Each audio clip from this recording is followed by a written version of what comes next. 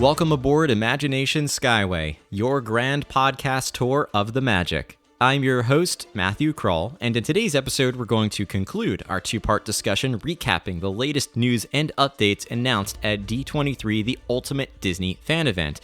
And by the way, I just realized this is our 200th episode. What a great way to celebrate 200 episodes of Imagination Skyway. If you missed part one, definitely head back to that episode to hear our overall thoughts about D23 and several of the most major Disney parks announcements.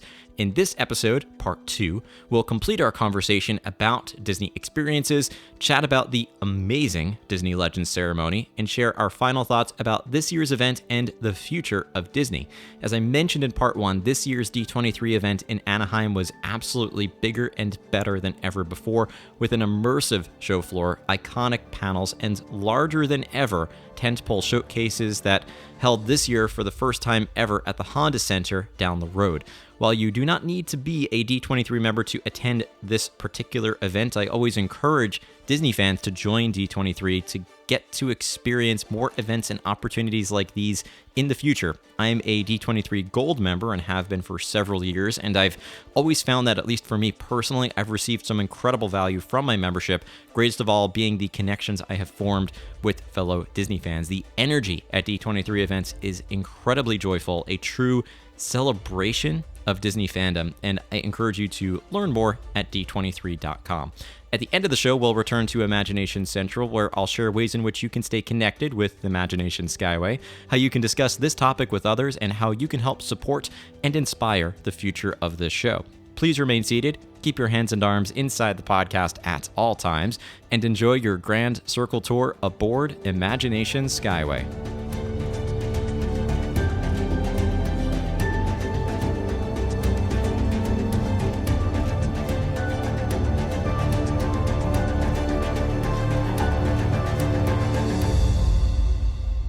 Talking about fans and things that fans have always wanted. So, all right. So no one expected the Frontierland expansion, but a lot of people, I don't think anybody expected Josh Tomorrow to announce a Monsters, Inc.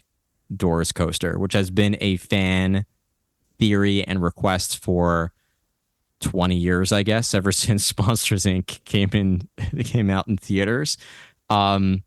That one was really out of left field. Like I had no idea that they were going to actually create, and the last Monsters attraction or Monsters film was Monsters University. I don't expect they're going to make a Monsters Inc. 3. So they're really just going on what fans wanted, which is a really interesting approach. And one that I can't wait to see how this is going to be executed, because I think it sounds incredible in theory, but the execution of it is going to be really challenging to build an e-ticket attraction that is the first suspended roller coaster at Disney, which is cool in itself. But as Josh said, have the claw reach down, pick you up, and I saw the model that they built, and I can see that exists, and I have some ideas just given some other coasters that exist about how they might end up doing that. But yeah, I'm excited about this one. I'm curious where it's going to go. I know the rumors have been like spewing about it replacing Muppet's Courtyard. I'm not bought on that rumor quite yet. I don't necessarily think it's going to replace Muppet's Courtyard. There are other swaths of land. If you look at the map at Hollywood Studios, there's some space behind Star Wars Launch Bay. You don't necessarily have to just like gut it. Between Star Wars Launch Bay and Rock and Roller Coaster, there's land back there. There is land behind Rock and Roller Coaster where you now have the Lightning McQueen Racing Academy. The industrial theme does fit, believe it or not, with Sunset Boulevard. Slightly different era, but still fits with the industrial theme. And it could replace Muppet's Courtyard. It also could be an expansion into the parking lot behind Muppet's Courtyard. Like I just don't know where it's going to go. I know where it's not going to go, but it's probably not going to go behind Toy Story Land and Star Wars Galaxy's Edge. There's no land back there. But yeah, a sort of that conversation. It's very, very interesting what they're going to be doing with this. I gave really no clear answer about how I feel about this, other than I'm kind of excited and intrigued by it. But yeah, either of you have any thoughts about the Monsters Inc. land? I remember it's been rumored for that for a while, but I also they're like I feel like everyone's hyper focused on like the coaster part too, and I'm just like how great to be in that world also. Like Yeah, as I've gotten appreciated theme park design more and more as I've gone from a teenager to adult, sometimes the land is the most exciting thing to me. Like obviously the attractions are great, but the land I'm really pumped about. But how exciting for a very proven franchise to get a space, whether people have seen it or not, obviously that they've had 2 seasons of that Monsters Inc. television show Hmm. that's gone on, that's that's obviously true. they believe in that enough to do that, whether it gets a sequel or not. But having the 2 films in that, two very endearing characters in Mike and Sully, and an easy win. Like I roller coasters are great in the sense that it the concept of the attraction. I mean, how I'm sure they'll set up story and pre-show elements, but just a really great like fun way to have a roller coaster because roller coasters draw attendance and crowds because people just like them for the thrill aspect of them. What they're based on sometimes doesn't matter because you go to theme parks all over the world and it'll be a red roller coaster and it's called Red Storm, and it's fun. There's not much to it, but so I love that Monsters is a perfect backdrop, at least this door coaster for that. Very similar to like how Tron, even if you don't see that, have never seen those films, like Tron has such a beautiful aesthetic, like it fits a roller coaster so well. That idea of being on a light cycle.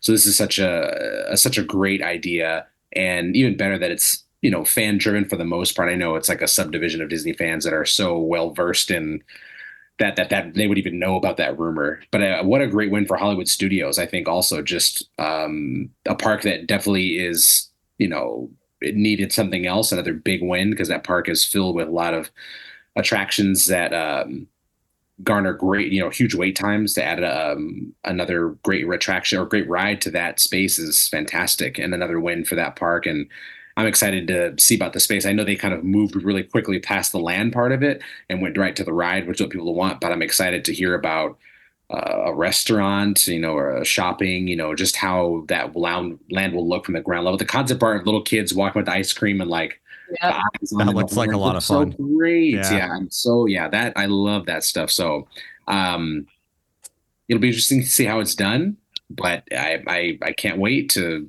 walk through it. I don't want to throw this rumor out there either because it's not a rumor that I've heard, but I'm also, the timing of this is interesting with Aerosmith officially retiring. So it leaves some questions about the fate of Rock and Roller Coaster as well. I don't think this is going to be like, all right, Aerosmith retired, we're getting rid of Rock and Roller Coaster, we're replacing this with the Monsters Inc. door coaster. But it's when I think about the fact that Hollywood Studios has Slinky Dog Dash, Rock and Roller Coaster is going to be their third roller coaster. It's interesting. Again, I don't think so. Anyone listening, please do not think that I'm saying that Rock and Roller Coaster is going to close because they said that construction on this is going to start next year. So if I'm just going back and checking my notes, yeah, construction begins next year. So I don't anticipate they're going to say, oh, by the way, Rock and Roller Coaster is closing. Sorry, guys, this is coming instead. But and I also don't think there's necessarily enough land back there to do that. But anyway, yeah, it Rock and seems Roller like Coaster really has been cool. hurting though I mean, it's constantly under refurb. So, Yeah, and I, one of the things I've heard a lot of people talk about is, we can't just replace things. Like replacement isn't expansion. But if something actually has reached the end of its life, then that would be that would be a compelling case for replacement. Um, I don't know. We'll see. we'll I see. think I think the concept art that's been shared is ambiguous because it seems to me like one fits one place, one fits another place. The one that's really looks very clearly like Launch Bay has some fun details that the other one that, like you see, there's actually a little slide, like a kid slide. So you can kind of see a little hint of a kid's play area. I love the ice cream cone. Both of them have the, what's it called? Harryhausen's, the sushi place, Yeah. which like, again, imagine like super playful monster sushi. Like that's brilliant. So I agree. There's so much potential and Mike and Sully are so cute. Like a kid who hasn't seen the show, like how do you not love Sully? He's so cute, right? And he like those big monster hugs are great. So Yeah, some of these, if you are envious of what has been built at Tokyo Disneyland, Tokyo Disney Sea, or Shanghai Disney, or even Hong Kong Disney, like this, I feel like is something I would have seen, like that Zootopia style land. That's now like we're getting a Monsters Inc. land at Hollywood Studios. So it seems like they're also listening to that. Like we wish we had more of those things here in the U.S. So very, very cool they're going to be doing that. I think in terms of timing for this, because I don't want to necessarily just fly through everything, but I do expect the entertainment showcase to take a little bit less time than the experiences showcase. So let me jump to, I know, Philander, you're technically up next, but before we leave Hollywood Studios, I am, of course, excited to hear about both of your thoughts about Millennium Falcon Smuggler's Run and the new Mandalorian Grogu experience coming in 2026. And that was announced for both coasts, not just Hollywood Studios, but. For me, excited. I mean, how getting Mandalorian and Grogu is great. I am a fan of Smuggler's Run, and everybody likes it. That's just the Star Wars fan of me. I will never not get excited going through that queue and walking into the chess room and sitting in the cockpit. Like, I adore it. I adore it so much, and while there may be, but people will say there's opportunities for that attraction, that's fine. But it just has that feeling of walking in there and doing it's great. And I also was a fan of just the ride on itself. I'm okay with them taking time. Like, I know there's no way that they were going to not create another mission for that ride. Like, there's no way that was not going to happen. So, and I'm a patient person. Like, I can wait. I mean, Star Tours existed. It opened in '87. We didn't get those extra missions till 2011. So I was fine waiting, and I think everyone else can be as well. So I'm excited to see what they come up with. That wonderful Art of Galaxy's Edge book, showcased other fantastic missions for the Millennium Falcon. So, how great, I really do enjoy that attraction. Enjoy when you get to ride it with like your family and you're all working together. That kind of aspect of it is very fun. So utilizing arguably Star Wars' two most popular characters right now and a new experience is a home run, getting to see Grogu and Mando, and how fun. Like, it'll be fun to see how they incorporate them into that experience, since it's largely a media driven one. But maybe it's an intro video from them as opposed to Hondo when you first when you're about to get into the cockpit, or hearing Mando talk to you through the speakers on the Falcon would be great too, and Grogu kind of chiming in every once in a while. So I'm excited today what they can come up with. Yeah, I mean, I am always welcoming any update, any Star Wars update in Galaxy's Edge. And the concept art we did see, you can see Mando and Grogu like flying outside of outside of your window alongside you. So I think the idea they said was, you're going on a mission kind of alongside them. I loved the new scene on Star Tours from Ahsoka being with the Purrgil. So definitely excited about that. I think it's, the big questions are, there's huge implications for the land and the timeline of the land. And when they announced that the Mandalorian and Grogu were going to be coming as characters into the land, along with the announcement, they explained how that would work, and that they sort of exist outside. They exist in their own timeline, and they won't interact with characters who are not in their timeline. I don't know how that will work with Smuggler's Run. So I'm curious. I'm super open-minded. I'm interested in it. If that concept art, for example, is Launch Bay for Monsters, we can't just get rid of Darth Vader from Disney parks. So we need to find a place for it. So I would be interested to see how they evolve their use of Star Wars characters. And I will never complain about new things. I actually wish that I was actually just kind of bummed that was the only announcement that we got. We're seeing, yeah. But, but as we talked about, they only talked about really big things. So, I'm still holding out for little things like Jedi training coming back and things like that. So, but I think this is it's only good news ever when they're still continuing to bring new Star Wars things to the parks. Yeah, definitely true. And I am curious to see how they answer some of those questions as well. They're always creative with the ways that they do answer those questions, and I expect we'll get some answers before that debuts, and we've got a couple of years before it does come to life. Let me run through a few more of the smaller announcements, and then we'll get to another big one. So Zootopia Better Together. Forgot about that one at Animal Kingdom. The new show that's going to be replacing It's Tough to Be a Bug is going to be opening winter 2025, which is kind of cool. So that's coming up, I should say, pretty soon. Also at Walt Disney World, something we forgot to address about Magic Kingdom is the fact that summer 2025, we're getting a nighttime parade back, and it's going to be a new nighttime parade called Disney Starlight, which is going to have the Blue Fairy bringing to life moments from Peter Pan, Encanto, Frozen, and more. I'm so excited that we are going to get a nighttime parade back at Walt Disney World. I don't remember the last time we had one. I think it was Main Street Electrical Parade in 2019. I think that might have gone. I have to back check myself, but it was definitely before the pandemic, and the pandemic didn't stop it. There was I think it actually had ended before then. Anyway, so I'm excited to get that back and see what's new, because it's not just going to be Main Street Electrical Parade or Spectrum Magic or Paint the Night, but an entirely different show that we're going to get. The small announcement, but like also huge scope of where they just casually dropped like, oh, we're building 4 more cruise ships. Yes. Like, what? Like, you haven't even built the other ones you talked about yet. You have another. I love that was crazy. Briefly mentioned. Obviously, they had nothing to go on as far as like names or anything, but just the casual. We got 4 more of those things coming. You're like, wow! Like, and we the timeline. haven't even gotten the treasure yet, and you're like, we got 4 more. So I love that was just so casually dropped. Cruise line momentum has been just full steam ahead, and it's been awesome.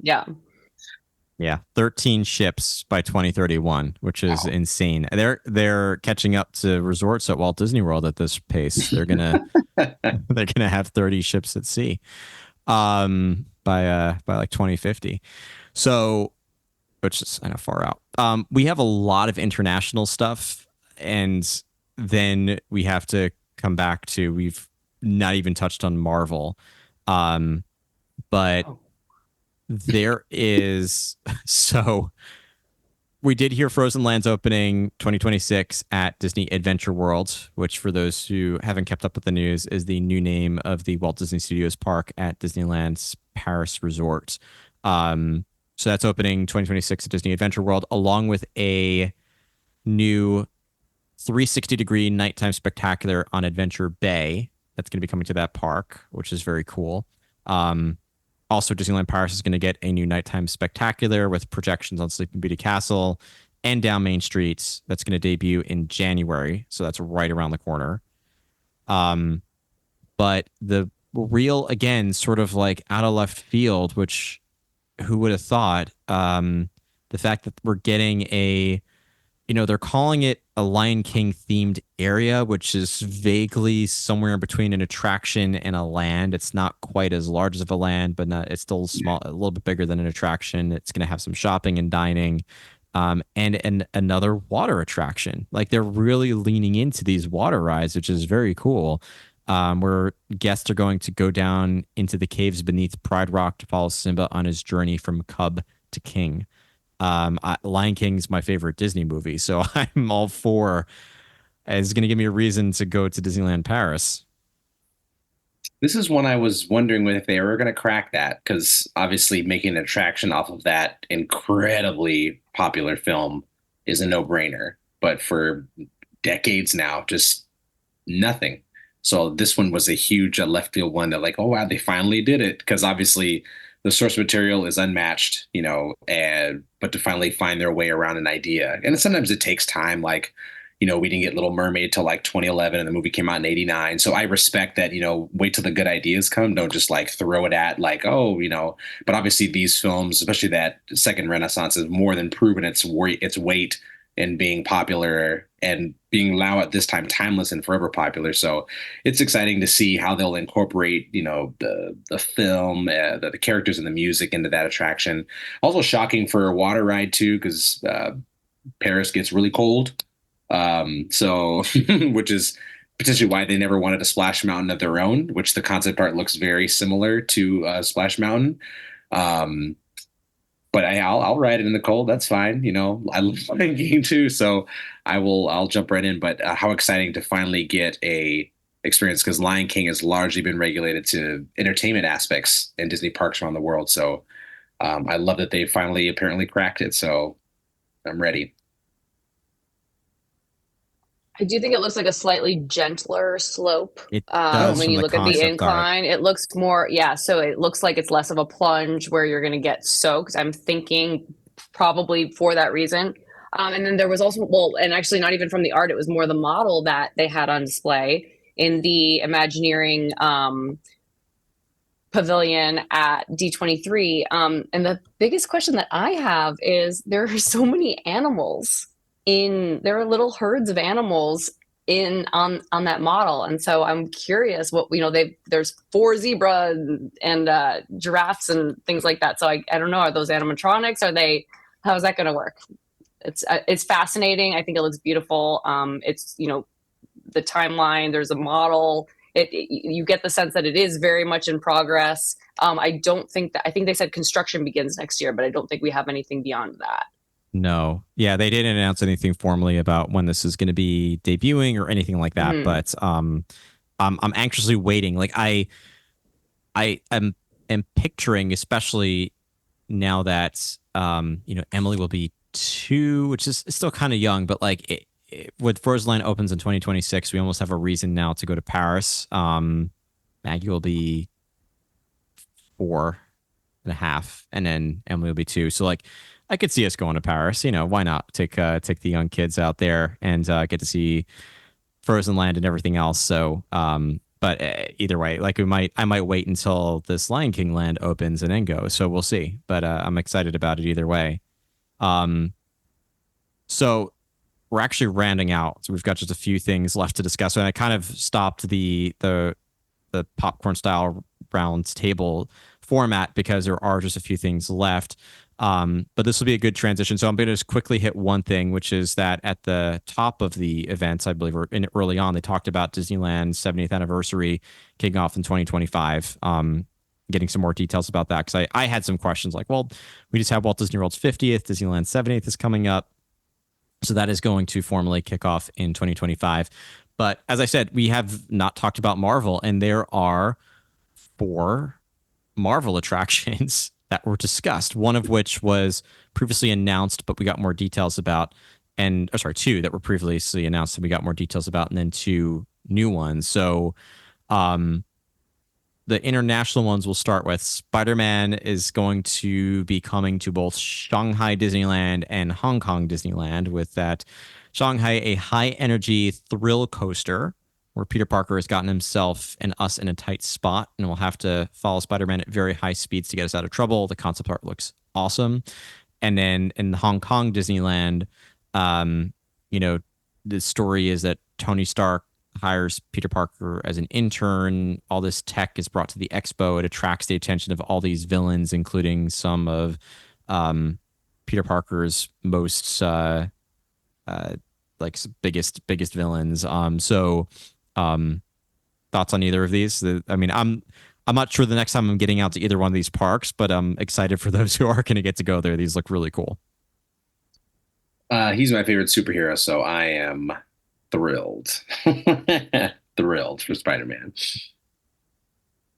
Yeah, I think what's not to like? I'm the same. Like, Spider-Man is such a great character in the parks too, in terms of interaction. So I wish that we were getting one of these.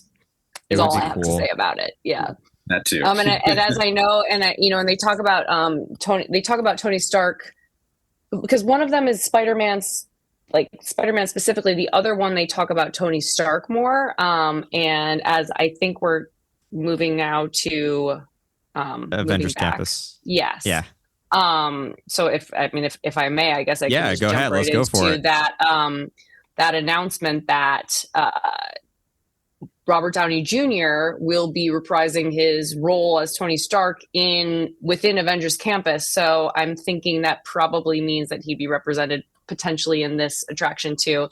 And that's just really fun because I know we all saw the big Doctor Doom reveal at San Diego Comic-Con, and who doesn't love him? So I'm excited to see that he'll be in at Disneyland and potentially internationally. And then we got basically two big, we got an update on one attraction and a total surprise, at least from my perspective, right? Were you guys surprised about hearing about a second Avengers Campus attraction, which will effectively double the size of Avengers Campus at Disney California Adventure? I did not expect it, and it's definitely giving California Adventure a lot of love. Between that and Avatar and Coco, it's just this park is getting a lot of attention, which is great. I mean, we knew about. It's cool that we have a name announcement for what's going to be Avengers Infinity Defense, which is always thought to be the Phase 2 e-ticket, similar to the pandemic put sort of an end to the Phase 2 or a massive delay to Phase 2, but what was going to be similar to Millennium Falcon Smuggler's Run opening, and then the Rise of the Resistance. Like there was going to be the major e-ticket that was going to be a part of Avengers Campus. So that still follows King Thanos, still involves portal technology, the multiverse. I thought it was cool that we're going to get to visit Asgard and Wakanda in New York with construction starting next year. But I did not. They kind of like threw a bonus in to say almost like, we know that this got delayed so long, so here's another attraction you get to enjoy, which is the Stark Flight Lab, which, judging by the concept art, is one that Matt will be waiting in Pim's test kitchen and not riding, but still looks very cool nonetheless, and I can't wait to watch others get to experience this. Flander, I mean, this is, again, your home, so thoughts about Avengers Campus expansion? This one was a secret I had to keep, so of course you knew. But I'm excited. Avengers Campus has had so many naysayers since it opened, because it unfortunately got the so much pressure was put on the Web Slingers attraction because Guardians of the Galaxy Mission Breakout had already existed. So for many people, it unfortunately opened very it was very lacking when it opened, because they, in their mind, which I do agree, could not necessarily consider Guardians of the Galaxy as a part of Avengers Campus, as they had already been riding it for 5 years up until that point. So when they go into a new space, you just jump right into Spider-Man, and it was never designed to be a major e-ticket draw. Like that's like saying Mater's Junkyard is like the major draw of Cars Land. Like it was always supposed to be a complement to these other much larger attractions like Infinity Defense and Mission Breakout. So I'm excited to see it fully fleshed out, because I've told people for years now, like, you have to wait, it's not done. And people sometimes can be very quick to judge something at the very beginning, and which I think the three of us know throughout Disney history, that you kind of need to wait just to see how it ends up being, because the Avengers Campus that's completed with these 4 experiences is a vastly different one from when it opened. But because of just timing, money, other things, you have to sometimes put things into phases. So I'm pumped for everyone to see this now fully, completely rendered Avengers Campus, because it already wins, in my opinion, in so many little ways. But adding more attractions to it, especially a major one involving King Thanos, and then the other one that is going to, not just for you, Matt, I'm pretty sure that's going to be a lot of people that are going to take a break and not ride that one at all. But just exciting to see it, because Marvel obviously is a proven bet, especially as the box office for Deadpool and Wolverine have shown that it is not going anywhere. So investing heavily into that franchise is, especially domestically, since we can't do it the way that we would all love at Walt Disney World, to do it heavily at California is a incredibly smart business move, and then one that I think fans of the franchise, and then just casual people will enjoy all the same. Absolutely. So Disney Experiences panel, Disney Experiences Showcase, obviously a major hit, and I want to just ask wrap up thoughts, and then I'll share my plan, because I like to keep my D23 episodes within 2 hours, and that gives us like 25 minutes to cover what's left. But I do have a plan, so I'll again I totally pivot on the fly whenever I need to in episodes. But final thoughts about Disney Experiences. Actually, I'll ask my final question for this is, what single announcements from the Disney Experiences Showcase are you personally the most excited about? I have had this question asked to me many times and have struggled to answer that myself. So I realize the gravity of asking that question. And I will say, just to put the pressure on myself first, I'm personally the most excited about Tropical Americas right now. Because for all the reasons we talked about at the top, and just how much I love Disney's Animal Kingdom and having worked there and loving visiting there, I'm excited to see, especially knowing that it's just 2 years or 3 years out, what that's going to look like. But I'm going to go in the same order. So Philander, announcement that you were the most excited about? Probably the one for me is Avatar at Disneyland, based almost solely, like, while I could have been less excited about it if it was like the first version of this, knowing what was done already in Animal Kingdom is why I'm so primed for this, seeing what is possible. Because there's a part of me that totally understands the people who were not pumped about it when it initially was announced for Animal Kingdom, because they had no concepts at all, other than just obviously the idea of the movie in their head, and what for most people sometimes is just vague concept art. But in realizing what can be achieved by Imagineering with that franchise has me so excited for that land. And also, I've been wanting, everyone, I think, even if you've never been on it, has seen those videos of the Shanghai Pirates of the Caribbean, and getting a similar style experience, if not more updated and upgraded, is fantastic. Like, that attraction is truly an Imagineering masterstroke, and having something in domestic parks is great. So I think that is the one for me. All the pictures they've shown thus far look just absolutely stunning. The model looked great. Like, all the added body of water going into California Adventure and is just great. Yeah. So that's the one for me, I think, right now. And for me, I'm going back to Tropical Americas. I have to. Yeah.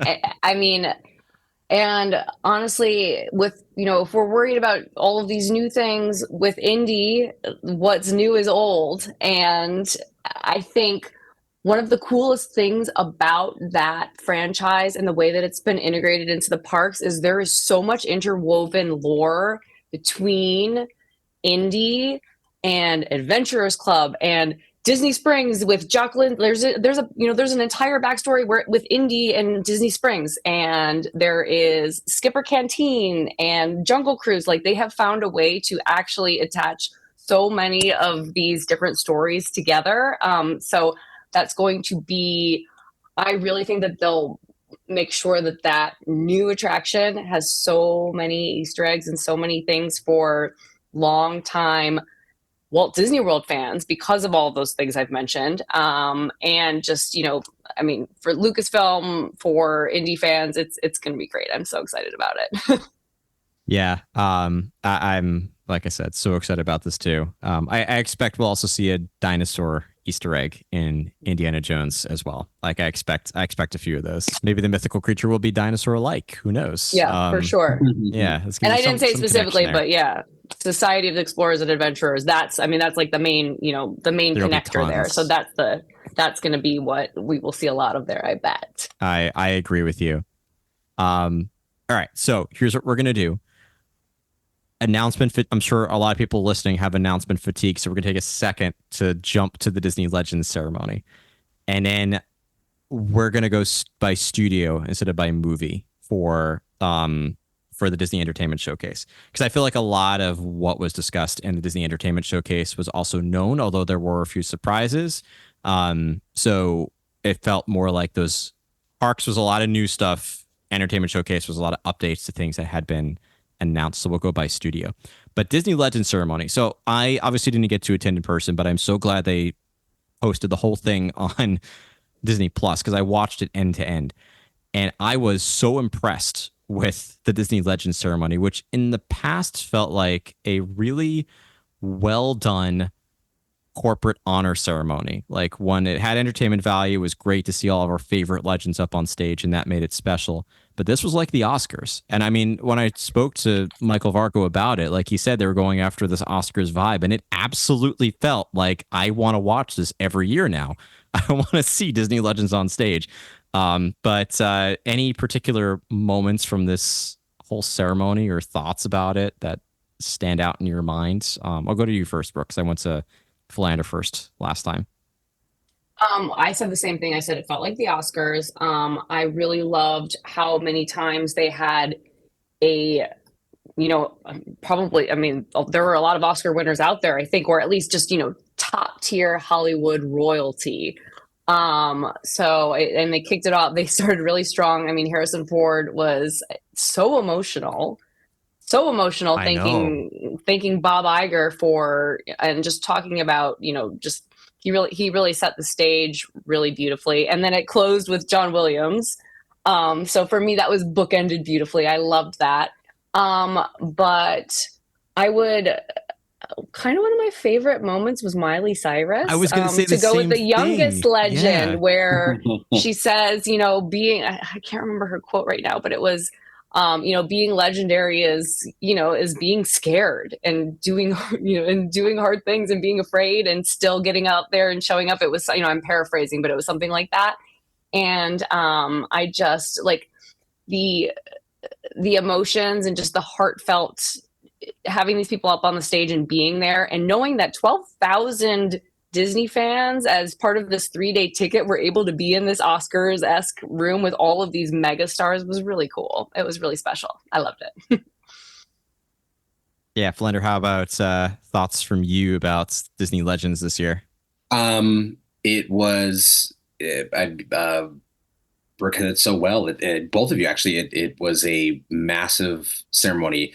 Being a part of both as a fan and as like actively being there as a cast member, there was a different feel to it, because for a long time these, they would say something nice and show a clip, they'd do the speech, and that would be it. Like, it felt exactly as you said, Matt. This was so different. I loved that they brought out people to give the award to them also, like that had some kind of connection. I love that there was subtle things to add to the inductee, getting the award. So like, Jodie Foster coming out and Lindsay Lohan coming out for, Jamie Lee Curtis, or having the Dora Milaje come out for Angela Bassett and Ryan Coogler prior to that. Like, these little things that kind of our Animal Kingdom, the drummers, coming out for Joe Rohde, like, what a fun way. And Jane Goodall, giving him the video thing, like, such great connective tissue between them, so that it wasn't just, while it wasn't poorly done in the past, like Bob Iger obviously talked lovingly about why they were inducted. It was having these people that were connected to them and that could speak from like a true, like, I've worked with this person. I know this is my brother, this is my sister, this is my friend, that puts so much more emotional investment into the show, as opposed to just reading off someone's achievements, which we all know why they're all becoming legends. But that was so powerful, having these individuals talk about like how, like, oh my God, Jane Goodall talking about how, what Joe did for the animals there. Like, oh my, like, just so good. But I hope that is a trend that continues, because it created such more of an emotional connection to these individuals. And then the little things like the Dapper Dan singing for Martha Blanding. And I don't know if you all noticed they brought other tour guides for Martha Blanding down there since she was a tour guide. Like, this little things like that were so well done. And I hope that they make that happen again in the future, because there's so many wonderful possibilities based off of, what future legends they end up picking. But a fantastic way to end that weekend. It was so well done. Oh, and we have to give Jamie Lee a shout for leading the crowd and It's a Great Big Beautiful Tomorrow. That was amazing. Perfect. Yeah. Wish I would have been in the room for that one. But yeah, I think if they set the bar being the Oscars, I felt this exceeded the Oscars in many ways. Like the Oscars could almost learn from this Disney Legends ceremony. But it was I honestly would go back and watch the entire 2.5 hour ceremony on Disney Plus again. That's how entertaining it was and how emotional it was to watch, even not even being in the room. Yeah. So I love this new Disney Legends ceremony, and I cannot wait again to see who the next inductees are going to be. But I mean, this was just a gangbusters year. Like, it was incredible, the Disney Legends they had for 2026. That's right, 2024. And I am excited to see what they're gonna who's gonna be in the class of 2026. All right, so the Disney Entertainment Showcase. Like I said, I just want to go through this by studio because a lot of this was already announced. A lot of this we had already known about, and then there were a couple of surprises. I know footage that I didn't get the chance to see every bit of it because not all of it was shared even after the fact, but a lot of the trailers, like things for, just starting with Walt Disney Animation Studios, like the Moana 2, the brand new trailer, more details about that were announced. Zootopia 2, which is coming to theaters November 25th. And sorry, not November 25th. It is, let me go back and check my notes because I am now checking in two different places. Moana 2 is November 27th, and Zootopia 2 is, well, I forgot when it is. I'll go back and check it again. But anyway, so Moana 2, Zootopia 2, getting more information kind of about Frozen 3, which I know that one is in 2027. So that one has a similar timeline to Tropical Americas. And going back to this one, November 26th. Okay, all right, thank you.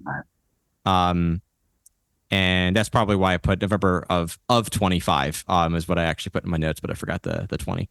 And then I was happy to hear that they also, because I know a lot of Disney fans have been lamenting a bit about the fact that we're just getting sequels, which I showed my stories the other day that sequels really are, you might not want to hear that we're going to be getting more sequels, but those really are the ones that audiences show up to see in theaters, and those are the ones that honestly, like I loved going to see Inside Out 2. I thought it was incredible. I went to see it twice. And I probably am gonna, especially with Maggie going to see Moana 2, I'm sure we're gonna see that multiple times in theaters. But needless to say, I was also excited to hear that they are working on some top secret original film that's gonna be developed for 2026 from Walt Disney Animation Studios. So we'll see what the next original film is going to be. But yeah, lots of sequels. Again, lots of things we already knew about, but just getting some more color about. But was there anything from Walt Disney Animation Studios that stood out to you? I'll go in the same order as last time, starting with Brooke.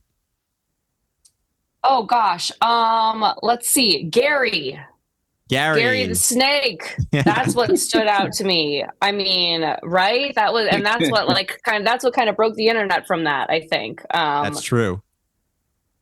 So I would say that was that Zootopia 2 footage? What did we see there? I'm looking through my notes now. Help me out here, guys. I think they did. I wasn't in the room, but I think they did show a sneak peek. But they did talk about Gary, and the fact that there's going to be this new biome marsh market with these semi-aquatic creatures, and Ki Hui Kwan is going to be Gary, which is really cool. So I think that was all that they announced actually now, is that they put him up on screen. They showed us an image of Gary. It's all coming back to me, sorry. And everybody was like, that's all we need in life is Gary. That he looks amazing. He kind of looks like he kind of has Sir Hiss vibes, I think. Yes, he does. Yeah. So we're here for it. We'll take all of the Ki Hui Kwan that we can get. Definitely going to be a popular character. Flander, anything for you on the Oh, Disney Disney Animation Studio animation side? side. Yeah. Yeah, if that I think Gary, that was the biggest one. I also love that. I love that Ki Kwan was there, like that they had him come out to talk about the Indiana Jones Rad Travel Americas. But he also could have been there on stage to talk about being Gary, and then he also could have been on stage to give Harrison Ford his Legend Award. Like he had every reason to be there every single day. I'm sure he's a busy man, but I thought that was just great getting to hear uh, that announcement of a new character. But it was also nice just getting more fleshed out looks at stuff that we already knew. Moana 2 looks wonderful. I love the addition of her being a big sister now, which is how fun is that for you, Matt, to see that Oh with yeah. Matt as her as a big sister now, but that adds another level of complexity to Moana as a character because she, it's not just her anymore, or that Pua is on the journey now because everyone was very unhappy that he did not go last time, so he's coming along. But yeah, just great energy from all the Disney animation stuff. So it'll be exciting to see um, how those stories develop, or how I'm finally getting to see the finished product. Yeah. It's going to be very cool to see. And you're right, it does add a little bit of complexity to Moana, which is going to be it seems um like I'm still very intrigued to go and see that one in theaters. And again, having a daughter, not two daughters, who love Moana, it's gonna be great to go and see that. I'm very much looking forward to Frozen 3. And yeah, I mean every announcement here, update here are for films that I am excited about. The Let's stick with Disney, and then we can jump to the other franchises. But there's actually a lot with Disney. So the updated glimpse with the Mufasa, which is coming out December 20th. The more I see about this movie, the more I like it.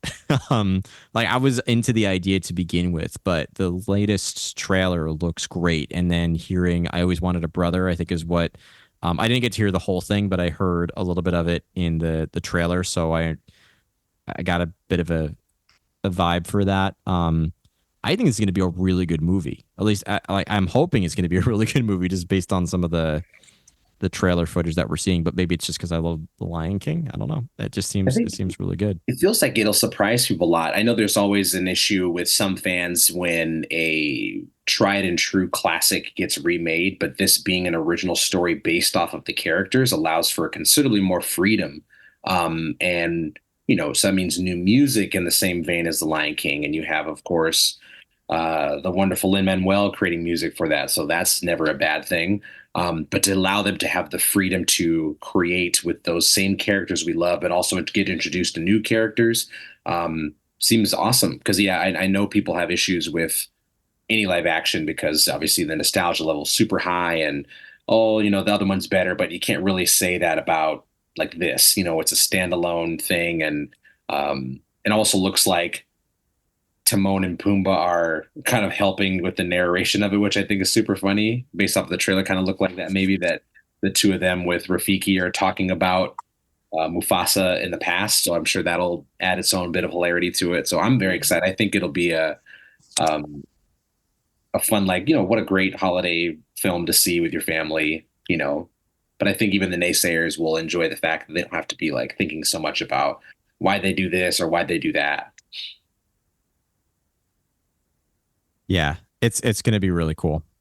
Um, Also on the live action side, got an update of Disney's Snow White, which is going to be landing March 21st, 2025. We did get the teaser trailer footage for that.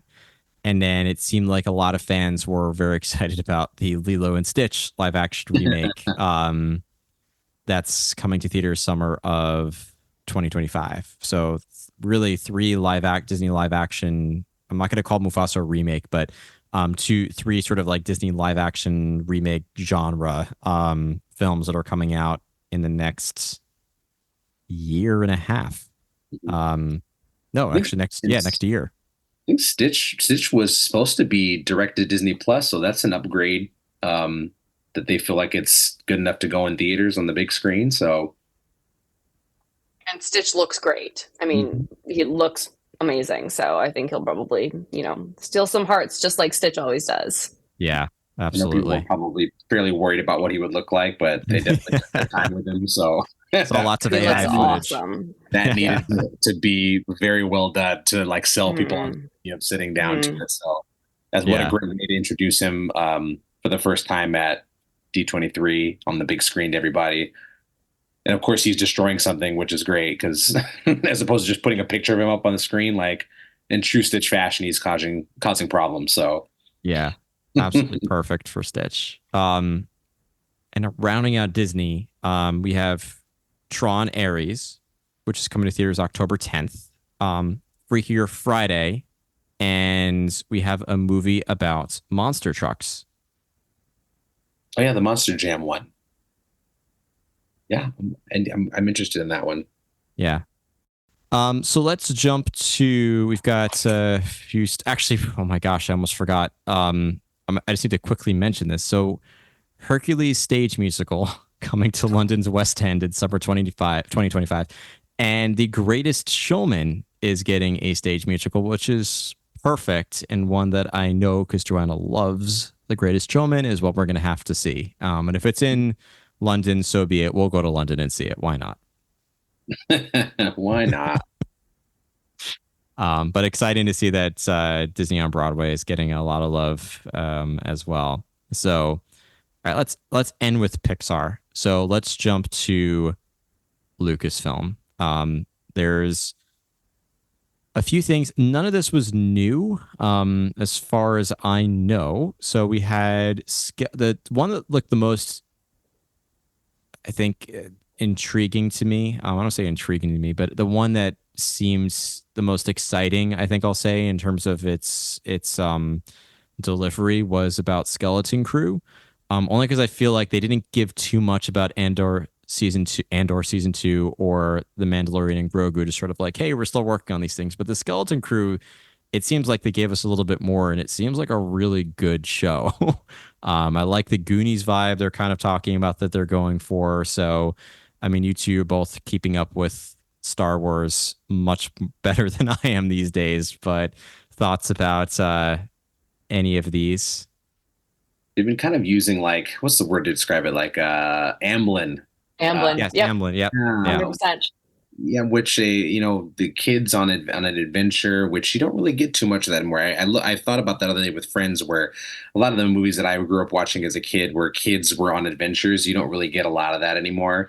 Kids are watching entertainment that's more animated based, but like a movie that stars, or a show that stars kids that go and on a quest or whatnot. We just don't get those things anymore. But how fun to have it set in the Star Wars universe. The footage looked fantastic. It's also nice that it's seems very separate from things that we know. Obviously, I'm obviously a big fan of classic Star Wars, but just living in that universe with new concepts is fantastic. And then an extension of the Mandoverse that we're in right now as well, with some repeating characters. Looks great, and I love we're getting it before the end of the year, which is awesome.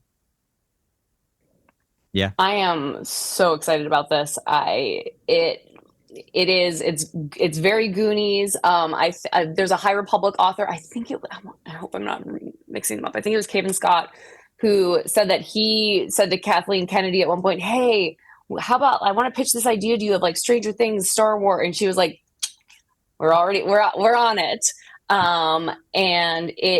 So the one thing I want to say about it quickly, and I think I tweeted this at one point, but Doug Chang, who is a Lucasfilm the creative genius at Lucasfilm. I mean, besides all the other creative geniuses at Lucasfilm, Dave Filoni and everyone. He says that like one of his guiding lights is, in order to make people connect to things in Star Wars, you take something familiar that in your everyday life, and then you put a veneer of Star Wars over it, and then people can it's not so foreign. They can see themselves in it. And I have never seen that more realized than in the Skeleton Crew trailer where we see suburbia, but make it Star Wars, classroom, but make it Star Wars, school bus, and the back of the school bus literally had those two like shorter seats in the back that and like the texture of the covering of the like the pleather school bus seat, but it was blue, and there was an RX droid driving instead of a regular bus driver. And I just think this is going to be so much fun, and because of the way that it attaches it in that way to like everyday childhood, I'm hoping that, a newcomer to Star Wars might actually be like, oh, this is Goonies. Like, it could be a new inroad for some new viewers. I'm really excited about it. Yeah, it's genius. And it's one that I hope I get the time to watch. I know it's all about making the time, but certainly one that I hope I'll be able to.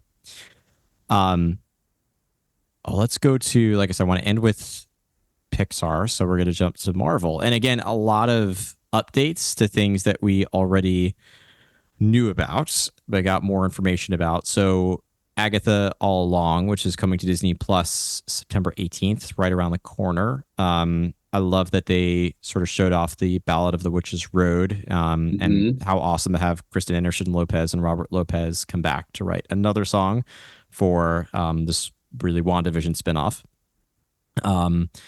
Captain America Brave New World, which is coming to theaters February 14th, 2025. I feel like we got some more from San Diego Comic-Con, but updates still with D23. Fantastic Four, again, we knew about, but that's beginning production in the UK and is going to hit theaters July 25th, 2025. The Ironheart Disney Plus series, which is also coming in 2025, got some more information about that. And then Daredevil Born Again, which I heard had a phenomenal trailer or preview that, of course, I didn't get to see, but that's coming to Disney Plus March 25th.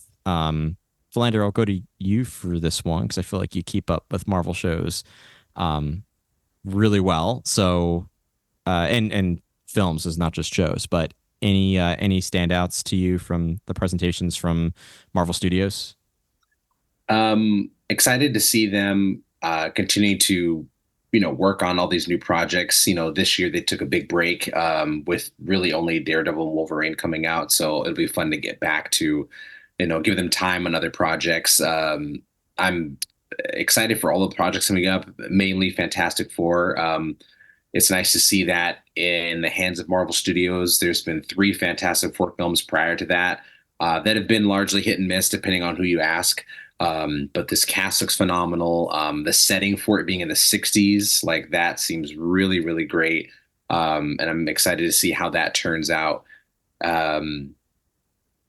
Agatha, everyone loved WandaVision. Catherine Hahn is incredible. So just seeing her do anything really is great. And, giving her own show seems fantastic. I don't know, how do you go wrong with that? And it's such a unique corner of the Marvel universe as well, witches, as opposed to people think of very standard generic superheroes, but the universe is very large and has lots of different characters and ideas and themes. So I'm very thrilled to see what they come up with that. And also it's coming around Halloween time, which also that's a big win. But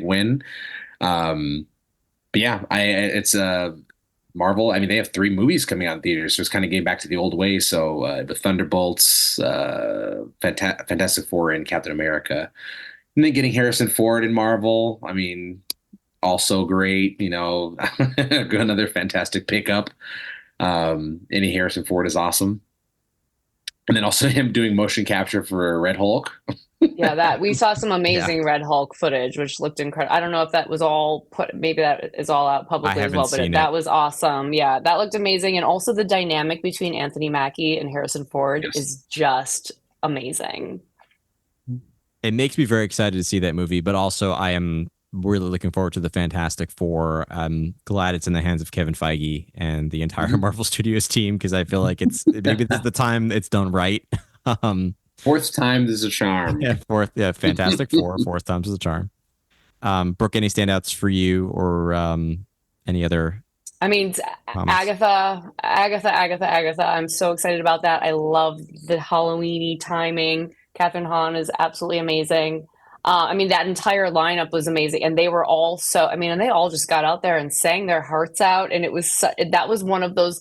That was probably for me the performance where it was like, oh, that's why you want to be in this room. You know, it's okay. Well, why do I need to go? Because maybe I can just go watch the trailers at home. That was really really cool. And yeah, actually, and we didn't mention it, but the Tron Ares, the cast that came out there, and they had like a few really cool moments too. But we didn't really talk about the presentation, but there were a lot of really great things in the room, just like the other nights where they did a good job. And we did see some unique footage that wasn't shown at home. Yeah, all stuff I'm excited to see at home. Mm-hmm. When they do finally bring it to the public. Avatar 3, really the only thing from 20th Century Studios. The big announcement being it's going to be called Avatar Fire and Ash, arriving December 19th, 2025. I know we got some more details about that as well, sort of raising the emotional stakes, putting the characters in greater danger, an amazing new villain that we're going to love to hate. So I'm an Avatar fan, so I'm excited to see this next installment. It is one that I'm definitely going to take the effort to go and see in theaters. But I feel like the another great studio lineup came from Pixar with lots of new stuff. So the we'll start with the surprise announcement was Incredibles 3 Yes. officially in the works. So that was really cool. I also love that Pete Docter got as much love as he did coming out on stage, and so well deserved with everything that the entire studio has done. But yeah, Incredibles 3 being the surprise announcement, but otherwise Toy Story 5 arriving in theaters June 19th, 2026, with the premise focusing around toys meet tech and how do toys go head to head with this quote unquote all new threat to playtime. And then we had everything else was really new original stuff. So 2 series, Win or Lose, which is Pixar's first original series coming December 6th, 2024, following 8 unique characters preparing for a championship softball game. It's exciting to hear about Dream Productions. It seems like it's going to be a really fun show, sort of following inside Riley's mind, the Dream Studio, where I think it said everything is on budget and on time. And then, but other than that, updates about Elio, which is Pixar's original film coming June 13th, 2025, and then announcing another original film coming 2026 called Hoppers, which is introducing Maybelle, an animal lover who seizes an opportunity to use new technology to hop her consciousness into a lifelike robotic animal, an adorable beaver. And that one just looks like it's humorous and fun. So, yeah, Pixar had a pretty fantastic lineup here too. Any standouts or any thoughts about the Pixar announcements? Great seeing original stuff. I mean, I have no problem with the sequel from them. I know why they do it. Obviously, fans end up demanding it, whether they say so or not, based off of box office numbers, like what you wrote, Matt. So I just love Pixar. Like whether it's they make fantastic sequels, there's nothing wrong with that at all. But I like the Hoppers was nice. Elio, we had heard of before, but getting that a little bit more fleshed out was great. Hoppers looks fun, but for me it was 100% Incredibles 3. I adore that family so much. That scene in the first one where they're eating dinner, I could watch a whole movie where they didn't do any action. Just existing with that family is great. They do such a good job with that dynamic. And just to see, I mean, what adventure they're on next, or are the kids a little bit older? Is Jack grown up a tiny bit? Maybe he's like more of a toddler now. Like, yeah, there's so many ways they can go with that. But just knowing that I'll get to see that family again on another fun adventure is more than enough for me to be excited about it. There was not a person in the Honda Center who wasn't thrilled to hear Incredibles 3. I mean, that reaction, it was a surprise, and everybody just lost it. And I think that's the thing about Pixar is so good about making everything just so relatable in whatever way, like whatever the setting, it's a relatable emotional conflict or storyline. And so I think that even like when you're like, oh, Toy Story 5, like, do we really need a fifth one? But every parent, like, I think every parent's ears perked up when they were like, ooh, that's a really good storyline, toys versus devices, because we all fight that battle every single day. So I think, I don't know, they tend to know what they're doing. Yeah, they certainly do. And I, like you both said, I'm definitely going to be going to see Incredibles 3 and Toy Story 5, and I'm looking forward to the continuation of those series, of those stories. So we, we sort of flew through the Disney Entertainment Showcase, but again, lots of things that we already kind of knew about. I didn't want to go over too much, and then some few surprise announcements in here as well. But considering the fact that I think this is the longest I've held you to in a podcast episode, and certainly a marathon conversation, even with us trying to, focusing a lot obviously on the Disney parks announcements, but still kind of just trying to hit the highlights. It just shows how much is involved with D23, the Ultimate Disney Fan Event, how many announcements there were, and the fact that we really just highlighted some of the main things from the showcases at the Honda Center and didn't talk about the panels at the Anaheim Convention Center. And just there's always I could, like I said, devote months worth of content just for this one weekend event. But to not do that, just thinking about final thoughts as you have, Brooke, in your case, traveled back, or, Philander, in your case, it's been a few days, you've gone back to work, and, all this have kind of has set in both on the entertainment side and the experiences side. I guess my final question is, like, how are you feeling about where Disney is headed based on these announcements? And it's a large question to conclude with, but I feel like it's one that a lot of fans are probably thinking about right now. Blander, I'll go to you first. So how are you feeling about Disney's direction based on this past weekend? For me, it always boils down to, no matter what the content is, whether I like it personally, if it's for me, because Disney obviously as a company makes tons of things that is directly for me and other things that are not. It's the fact that they're always attempting, trying, like, adapting, evolving. And this weekend truly flexed their largest entertainment company on the planet. Like, the fact that they are that, what we ended up seeing from multiple fronts was an investment in quality, an investment in evolution and change, dynamic experiences. It's wonderful to see, not only from a person who is obviously a little bit on the inside, but also as a fan itself, an investment into the future. We looked at things that we'll all be experiencing, 5 to 10 years from now, but it's that push towards trying to create new things, and to continue to evolve and add more, not only to the film landscape, television experiences, so cruise line, theme parks.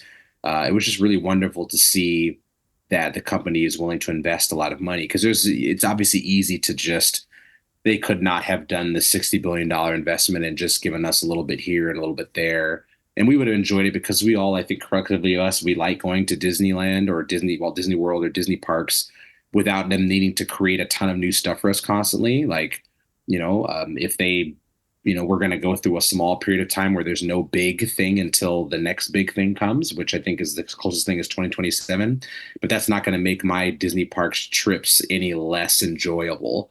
So I always appreciate the return on investment, that push forward to continue, with adding new things. Bob Iger had a really great quote. I think it was maybe a couple of years ago, and I'm paraphrasing a little bit, but he says, like, one of the greatest attributes of Disney is that people expect so much from us.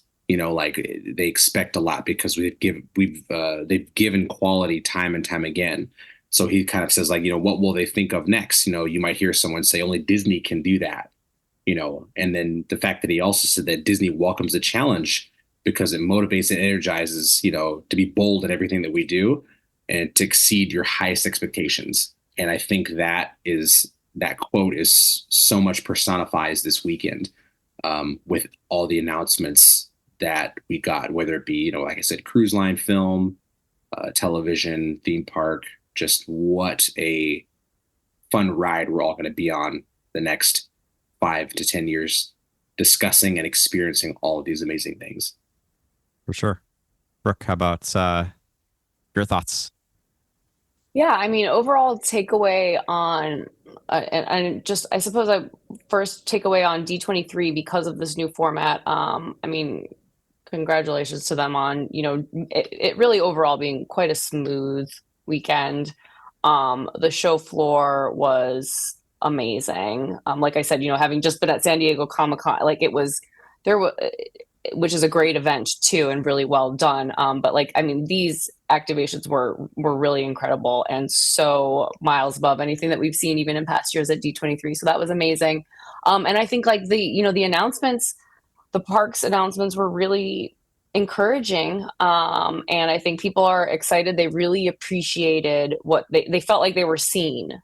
They felt like their concerns were heard and they were seen, and there was a lot of acknowledgement of that. And I think like parks fans like were needing that. And so I think now the ball's in Disney's court to, we got a lot of amazing concept art. Now people want to see that concept art, and they're going to be holding that concept art up to whatever is built, I think, and hoping that, and if everything that we've heard is happening, like, I don't think people can have too many complaints, because it's going to be a lot and it's going to be great. Yeah. And I mean, I'm obviously, maybe not obviously, but I'm feeling very optimistic about the direction that Disney is headed in. And I think that there's always going to be a lot of contrasting opinions if you are just tuning into social media. And I feel like we get a lot of our energy from social media. I try not to, but I feel like we just tend to get a lot of our opinions from what we read, from what others are saying. And, there's just a lot of opinions that are out there. So, there are some Disney fans who are going to maybe disagree, but I am very optimistic about the direction that Disney is headed in. And I think they've, to both of your points, shown that they are, to me, this demonstrated that they are listening. Like they very much said, like, look, it's not like we're just doing our own thing in a vacuum. They're absolutely hearing what Disney fans are saying, addressing a lot of concerns, especially for parks fans. They are even throwing in, like, I think the Monsters Inc. land and attraction is a total, hey, you fans came up with a pretty cool idea, let's actually build it. Like, I think that was all that came from, was taking a fan idea and bringing it to life as sort of a thanks to Disney fans and those who are so devoted to the parks. But they're taking some bold, dramatic steps in the parks that I think are going to help build this foundation for a new generation. And then they're investing where it makes sense in the entertainment side. And, we know they're investing heavily into sequels and spinoffs and continuing those stories that fans already know and love. But yeah, overall, I'm optimistic about the direction Disney is headed in. Looking forward to Philander's point, the next 5-10 years of content and of parks experiences we're going to get to see. And also very excited to attend D23 in 2026, just based off of this, and Destination D23 next year. That's still my favorite event. It's much more low key and everything's in one room, and it's just very more, and it's less of a marathon and more of a sort of relaxing weekend of updates and announcements. So looking forward to that, and then 2026. But I think everyone knows where to go to find you both, but I'm still going to ask the question anyway, because we occasionally get new listeners here. So we'll go again, West Coast to East Coast. So Philander, starting with you, where can folks go to find you online? I'm always hanging around on Instagram, Philander C85. is where you'll find me. And I'm always dropping some fun little nods of Disney history, which is always super exciting. I love talking about how great and rich the park history is, especially Disneyland. So that's where you'll find me.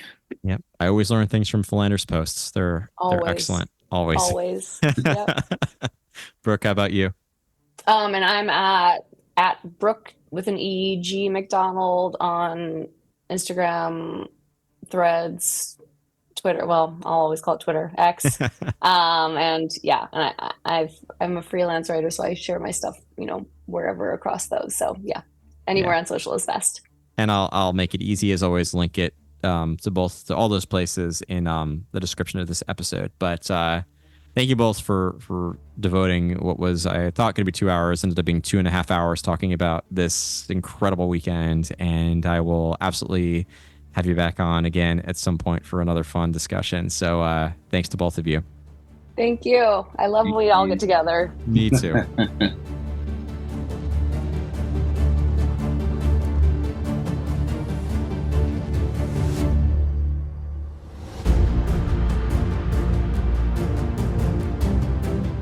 Welcome back to Imagination Central. As you disembark, please remember to remain fully seated until the podcast comes to a complete stop. Then gather your belongings and watch your head and step as you exit.